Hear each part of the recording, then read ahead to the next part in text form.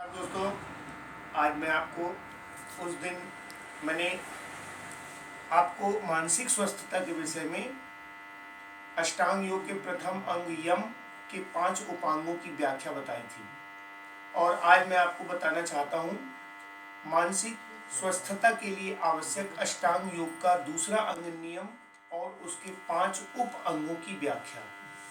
ध्यान दीजिए, जब तक हम इन 10 उप अंगों की व्याख्याओं को अपने मस्तिष्क में संक्षिप्त स्तर पर प्रतिदिन नहीं ले जाते और इनके विषय में विचार नहीं करते, तब तक हमारी मानसिक स्वस्थता हमसे बहुत दूर है। मैं पुनः रिपीट करके आपको उनको दोहराना चाहता हूँ, जिससे आप भी उससे अच्छी तरह से अभ्यस्त हो जाएं और इनका अधिक से अधिक अपने दैनिक जीवन में उपयोग कर सकें।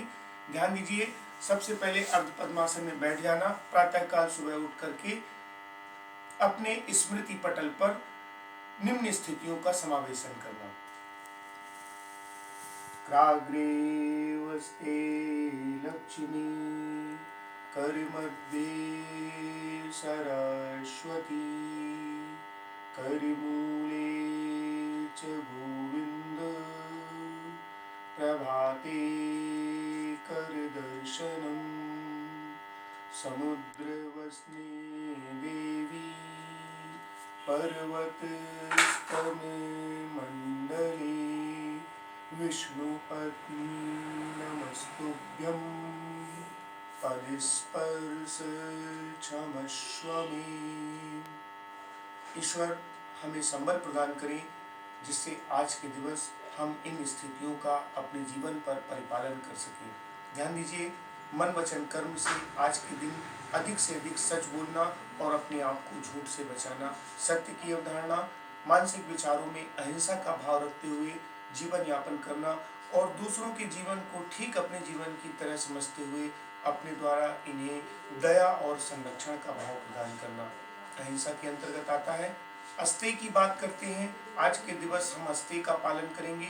अपने सामाजिक, पारिवारिक, राष्ट्रीय और प्रशासनिक दायित्वों का ईमानदारी, कर्तव्यनिष्ठा और प्रसन्नता पूर्वक निर्वहन करेंगे और किसी भी कर्म के निर्वहन में चोरी की भावना नहीं रखेंगे। अपरिग्रह, आज के दिन अपने पास अधिक वस्तु, पदार्थ, धन की चाहत न रखते हुए ईश्वर के द्वारा प्रदान किए गए सीमित संसाधनों में और आसानी से मिलने वाले द्रव्य, वस्तु, धन, पदार्थ की स्थितियों के साथ अपने आप को जोड़ कर रखेंगे।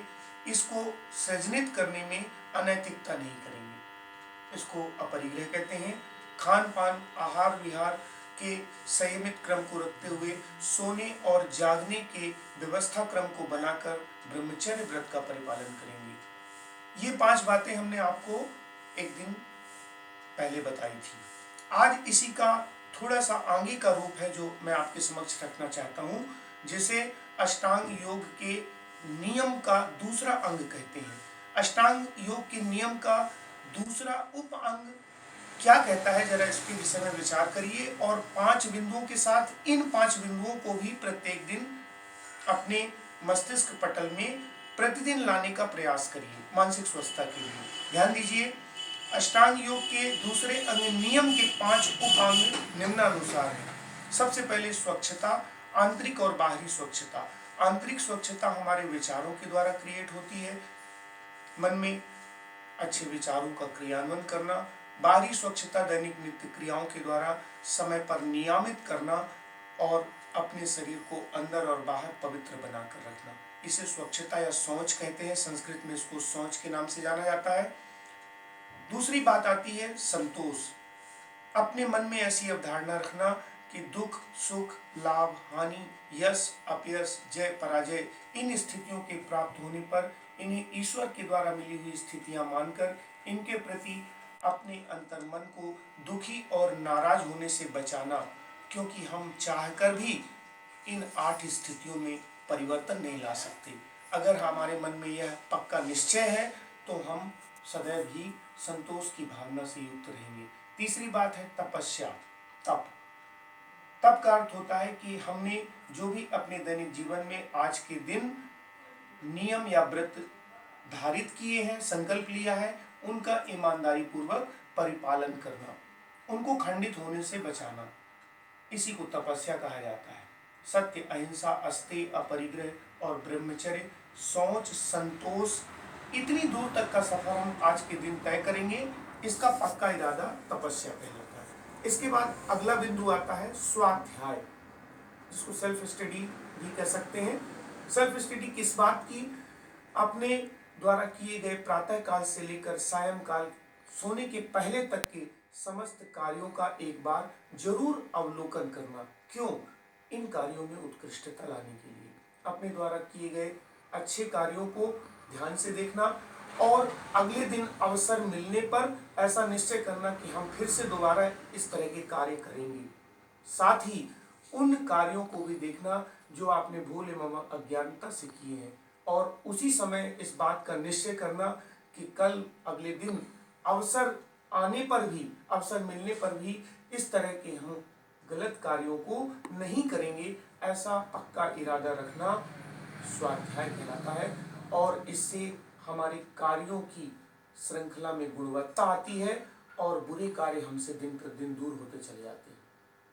और पांचवी बात जो सबसे महत्वपूर्ण है, अपने द्वारा किए गए सभी अच्छे कार्य जो प्रातः काल से लेकर हमने रात को सोने के पहले तक किए हैं, उन समस्त किए गए कार्यों को बिना अभिमान के ईश्वर के चरणों में समर्पित करना, क्योंकि इस संसार से सिवाय हम यश और कीर्ति के अपने साथ कुछ भी नहीं ले जा सकते।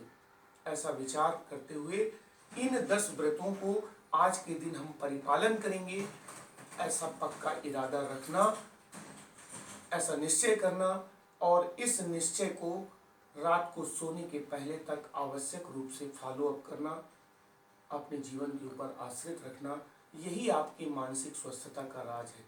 फिर उसी समय आंखें बंद करके अपने मन को प्रसन्नता दिलाने के लिए निम्न स्थितियों को भी ध्यान में रखिए, जिसमें आज के दिन हम सत्य, अहिंसा, अस्तेय, अपरिग्रह, ब्रह्मचर्य, शौच, संतोष, तप, स्वाध्याय, ईश्वर प्रणिधान का पालन करेंगे। सभी के प्रति दया, करुणा, प्रेम, पवित्रता, सत्यनिष्ठा, ईमानदारी, कर्तव्यपरायणता, परोपकार, आपसी सामंजस्य, धर्म, अर्थ, काम और मोक्ष के प्रति सचेत चिंतन, साधारण अपराध करने पर दूसरों को शीघ्र ही क्षमा करना और अपने जीवन में अधिक से अधिक आज के दिन परोपकार, यश और कीर्ति को अर्जित करने का हमारा निरंतर प्रयास रहेगा। ऐसे विचारों से हम अपनी मानसिक स्वस्थता को अपनी मुट्ठी में रख सकते हैं। दुनिया की कोई भी ताकत नहीं की जो ऐसे विचार रखने वाले को मानसिक रूप से अस्वस्थ बना दे। जरा ध्यान दीजिए मित्रों, आज संसार में हमारे पास ईश्वर का दिया हुआ क्या कुछ नहीं है और अपने अंतरात्मा में जरा विचार करिए कि हम परेशान क्यों हैं। हम प्रतिदिन अधिक से अधिक झूठ बोलते हैं, सच का सहारा कितना लेते हैं? आप अपने अंतर्मन से पूछिए। अपने अंतर्मन में क्या हम वास्तविक रूप से अहिंसा का भाव रखते हैं? दूसरों के जीवन को अपने जीवन के जैसा समझते हैं? उत्तर आपको मिलेगा नहीं। क्या हम अपने दायित्वों को प्रत्येक दिवस ईमानदारी, कर्तव्यनिष्ठा और प्रसन्नतापूर्वक निर्वाहित करते हैं? यहाँ भी उत्तर आपको मिलेगा ना का ही। और जरा विचार करिए, हम क्या अधिक वस्तु, पदार्थ, धन के संग्रह की प्रवृत्ति दिन भर नहीं रखते हैं? आपको उत्तर मिलेगा हाँ रखते हैं। चाहे नीति हो या अनीति हो, हम ज़्यादा से ज़्यादा मोर देन मोर गेन करना चाहते हैं। क्या हमारी दैनिक दिनचर्या ठीक इसी तरह से है जिसमें हमारा स्वास्थ्य ना बिगड़े? उत्तर मिलेगा नहीं। क्या हमारे अंदर आंतरिक स्वच्छता है? मन में विचारों की स्वच्छता है? हमारा शरीर आंतरिक और बाहरी रूप से क्या स्वस्थ है, स्वच्छ है? उत्तर मिलेगा आपको नहीं। हमारे अंदर क्या आत्मा में संतोष है? यहाँ भी आप उत्तर पाएंगे कि दुख, सुख, लाभ, हानि, यश, अपयश, जय, पराजय, इन स्थितियों के मिलने पर इन्हें हम बदलने की कोशिश करते हैं, जो हमारे बस में नहीं होता। तब जरा ध्यान दीजिए, क्या हम प्रत्येक दिन, साल में 365 दिन इन बातों का अपने जीवन पर परिपालन कर पाते हैं? नहीं, ये भी उत्तर मिलेगा। क्या हम प्रतिदिन सोने के पहले अपने कार्यों का परीक्षण करते हैं उनकी गुणवत्ता में सुधार करने के लिए? तो उत्तर आपको मिलेगा कि हम सीधे ही बिस्तर में जाकर सो जाते हैं, शायद ऐसा नहीं कर पाते।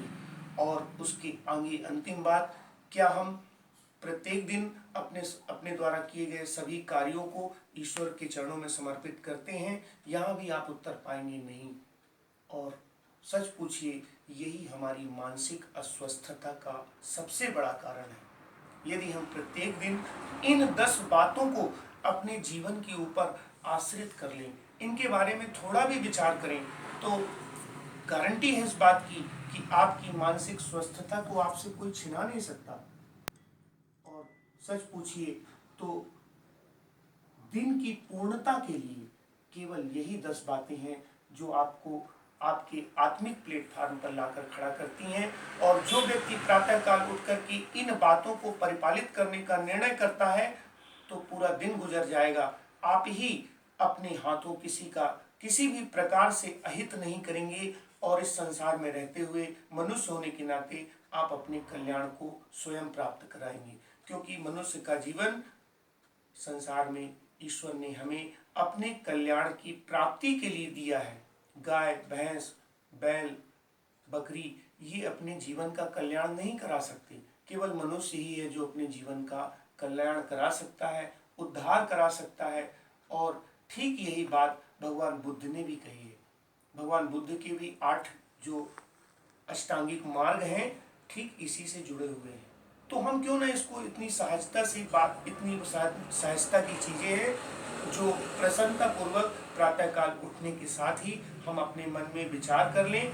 क्योंकि ध्यान दीजिए, जो बातें हमारे मस्तिष्क के सामने रोज आती हैं, जो मस्तिष्क बातों को रोज सुनता है, उन्हीं बातों को यह मस्तिष्क कार्य करने के लिए निर्देशित करता है। और हम अपने मस्तिष्क में इन बातों को प्रतिदिन नहीं ले जा पाते हैं, इसी कारण हम इनका फॉलो अप नहीं कर पाते हैं। क्योंकि ये बातें ऐसी कोई नई बातें नहीं कि जो आप नहीं जानते हैं। अच्छी तरह से आप सभी इस बात को जानते हैं, बचपन में, स्कूल में, विद्यालयों में यही बात की शिक्षा दी गई। लेकिन वर्तमान परिवेश में प्रतिदिन हम इन बातों की किसी न किसी रूप में उपेक्षा करते हैं, जिसके कारण हमारा मानसिक संतुलन ठीक नहीं रहता। और ध्यान दीजिए, अगर मन ठीक नहीं है तो हमारे कार्य ठीक नहीं होंगे। मन का सीधा संबंध शरीर से है। मानसिक स्वस्थता के रहने पर ही शारीरिक स्वस्थता मिलती है। जब हमारा मन और शरीर स्वस्थ होगा, तभी हमारी बुद्धि सही दिशा की ओर दौड़ेगी। और ध्यान दीजिए, जब हमारा मन, हमारा शरीर, हमारी बुद्धि सही दिशा पर जाएगी, तभी हम अपने धर्म के प्रति निष्ठावान हो सकते हैं और उससे लाभान्वित हो सकते हैं। तो मानसिक स्वस्थता का यह राज, आप प्रत्येक दिन इसका उपयोग करें, अधिक से अधिक इससे लाभान्वित हों। आपकी मानसिक स्वस्थता सदैव आपके पास रहे, सदैव आपका चेहरा प्रसन्नताओं से युक्त रहे। आप अधिक से अधिक इस संसार में प्रतिदिन परोपकार करने की कोशिश करें। इसी आशा के साथ मैं आपको यह अष्टांग योग के प्रथम और द्वितीय अंगों का मार्ग अनुपालन बताया हूँ। आशा करता हूँ कि मेरे बताए इस मार्ग को आप स्वयं ग्रहण करेंगे और ज़्यादा से ज़्यादा दूसरों को ग्रहण करने की प्रेरणा देंगे। इस चैनल को अधिक से अधिक सब्सक्राइब करेंगे। धन्यवाद।